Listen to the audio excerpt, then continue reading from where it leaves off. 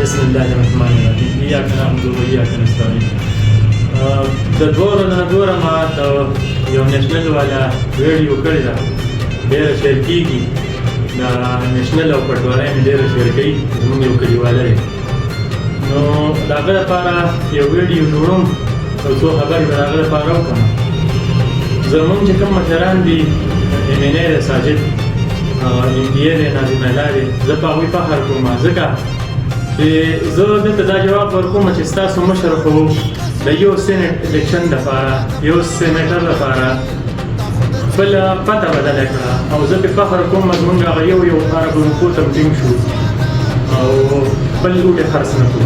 نو ټول PTI دپاره، پلانغار دپاره، ضلع مومند دپاره دا د فخر خبره ده چې هغوی یو عرب ګروپو دپاره هم خرڅ نه شو. او بل تا په هره خبره دا خبره کوله چې دا دې قسم وکړي او دا دې قسم وکړي. زه تا ته دا خبره کوم چې ته دې خپل MPA له قسم ورکړه، مخکینی چې کوم سینیټر سابقه MPA و نثار مومند، ته هغه له قسم ورکړه چې تا په مخکې چې کوم کارونه وو په ضلع مومند کې تا په اخیستی نه ور اخیستی، ته داسې ورکړه قسم. او بله خبره دا ده چې زموږ چې کوم مشران دي، MPA دی، MNA دی، ناظم الله دی، نو که کارونه یې نه کړي، کارونه یې کړي خو تا ته ځکه په نظر نه راځي چې ستاسو هغه نثار مومند دلته چې کوم ایرپورټ جوړ کړی، دې کارونه په دې نه ښکاري دغه نیشنل والا ته، د نورو کسانو ته، ځکه چې هغوی MPA نثار مومند هلته په سپینه خاوره کې یو غټ ایرپورټ جوړ کړی، او بل یې که غونډه یو د پیو او یو د شاتو وله چې کومه راوستي، نو ډېر غټ کارونه دي، هغوی پسې دا ځکه دوی ته نه ښکاري، دا واړه کارونه دي، ډېر غټ وو.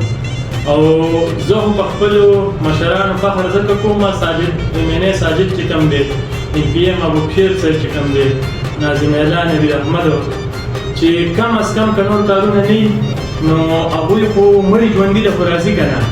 نثار مومند چې کله MPA شوی و د هغې نه بعد ما نه دی لیدلی چې د چا جنازې له هم راغلی، او په کار ورله دا وه چې دلته د ټولو په اتفاق ثبوت ورکړی و، بلال والا، نون لیګ والا ټول یو شوي وو، هغوی یې پاس کړی و، بیا یې خسر نه دی راښکاره کړی. او بله خبره، د الیکشن نه مخکې دلته یو دوه درې کالۍ اړولې وې نثار مومند، او دا یې قسم هم کړی، وعده یې کړې وه چې زه که MPA شوم او که نه شوم، که زه پاس شوم او که پاس نه شوم، زه به دا روډ کوم او دا به خامخا زه کوم. هغې پروف به زه ورکړم، ثبوت دې شته. او بیا دې خو د هغې نه بعد سر نه دی راښکاره کړی چې پیل شو، نو کم از کم چې هسې خو راښکاره شوی دی.